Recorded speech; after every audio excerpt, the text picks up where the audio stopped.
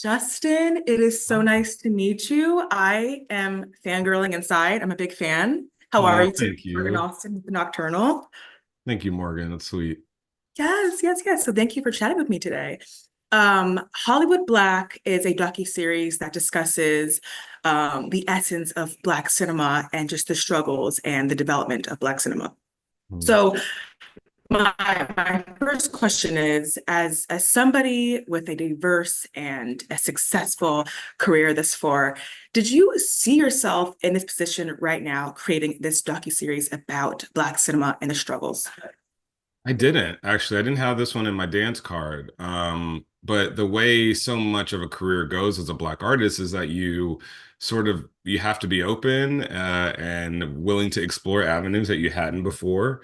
Mhm. And unearthing this history just became a part of my well-being. It became a part of my practice as a Black artist to kind of fortify and navigate a pretty bewildering place, a bewildering industry. It was something I Mhm. was doing for myself anyway. Right. And one thing I learned in my podcast days is that sometimes when there's an intersection between something you're doing anyway that you love and the ability to get something made and to go out there, like sometimes that's a really beautiful marriage because it sort of fuels this thing and it keeps it going. And that's kind of how this started. And it just sort of kept picking up steam and there started to be new opportunities. And then Donald Bogle, who is somebody who has to be reached out to in any capacity if you're talking about Black cinema, who had this new book, Hollywood Black, and maybe I'd adapt that. And oh, now Forrest Whitaker's company has a production deal, and maybe we can. And it just sort of grew like that in a very organic way. But I can't say I ever saw it coming. Even after we announced this project, there were Yeah. times like this is never going to come out. Like we're just, it's done, it's dead. This company has folded, that company's been sold, whatever. We don't have a green light yet. So I'm just as surprised as you are that we're sitting here Really? with Yeah. this And project. you Yeah. kind of touched on navigating and balancing. So that leads me to my next question, actually. Documentaries often balance historical accuracy and engaging storytelling. How did you navigate that aspect of creating this docuseries? Well, one thing that was really great, and the team really kind of forced my hand on this, is thinking of it more as something that's coming very specifically out of my point of view. I didn't necessarily know I would be in it as much as I am when we started making it, but that was important because we couldn't be definitive. We don't have the resources, and there hasn't been enough research, and there hasn't been enough restoration to be absolutely and utterly definitive about this topic. So the best you can do is to come at it from your very personal and specific point of view, and that's exactly what we did. And to kind of start and open up an area of discussion that I think needs a lot more to be said about it, and needs a lot more work made about it. And to be humble enough to say that this really is just the beginning of any kind of conversation about this. I would love for us to be able to understand and grapple with cinema in the same way that we're able to understand that like popular music and rock and jazz and all of these things have Black origins. That's kind of commonplace now. Yeah. We are still kind of at the tip of the iceberg about having that discussion about the movies and about cinema. So hopefully this is the first step. Yeah. And when talking about discussion, this is a docuseries about racism within Hollywood. So, it's bound to happen where you get comments, Mm. positive and negative. So when you wake up from your bed and you look at your phone and you Hmm. see, positive comments and negative comments, walk me through how that feels for you. Oh, wow. Well, it used to be very traumatic. It used to be very traumatic, but then it happens so often that I think you could either get really defensive and reactive about it, or you can process it. And where I've come to is, one, it's not possible for me to wake up and look at my phone and immediately dive into a comment section. I do not have Twitter on my phone.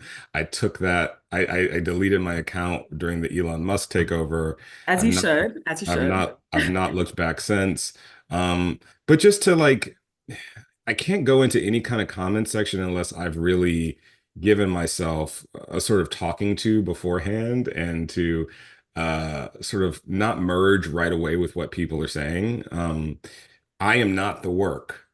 That's something that's so hard to remember sometimes, but it's become like a mantra. Like I made this, this came through me, but and I am not it. And what the people are saying about it isn't me, good or bad. Winning an award for this, being dragged by critics or audiences, none of those things are about me, and there's a separation between me and the work. I have a wallpaper screen I put on my phone sometimes. It's not on there now, but when I'm on a press tour and it says don't merge. And it means like don't merge with the feedback. Hear the feedback. The feedback is super helpful, and I'm a big feedback guy, but don't immediately associate that with your sense of self. That is not a way to have a sustainable career.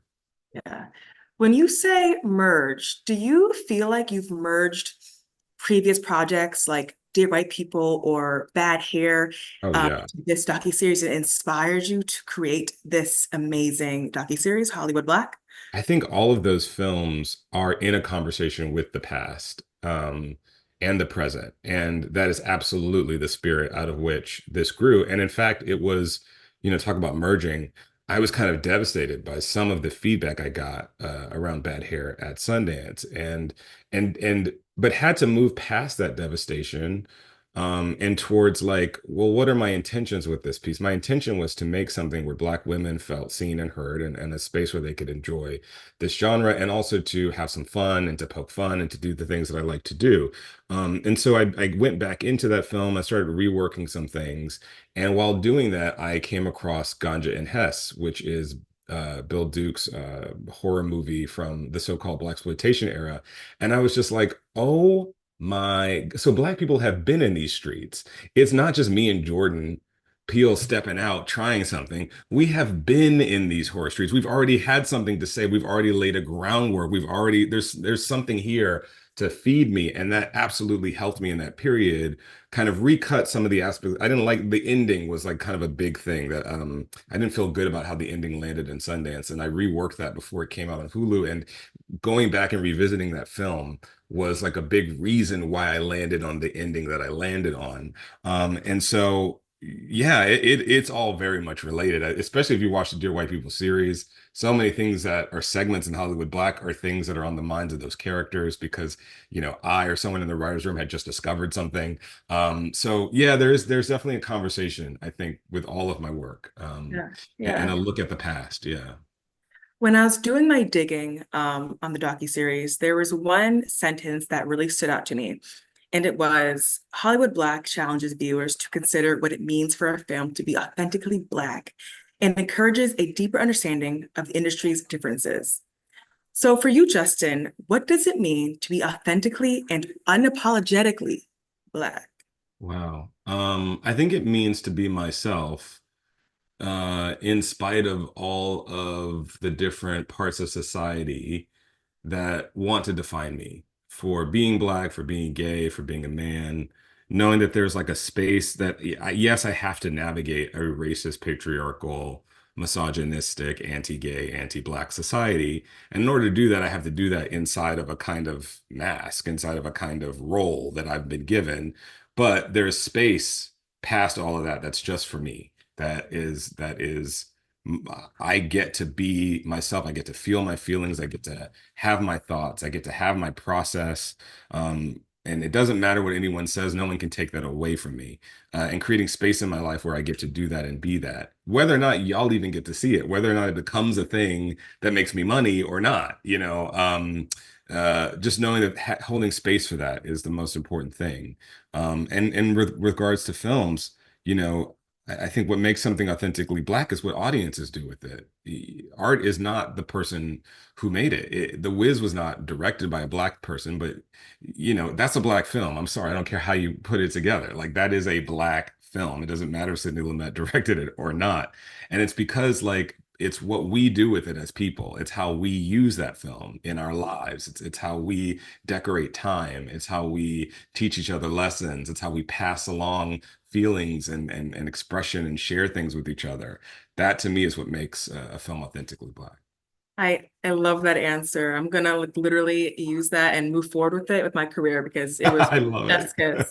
Thank you for this amazing interview. I'm excited to watch all 4 episodes of Hollywood Black. I'm very excited. Congrats to all your success.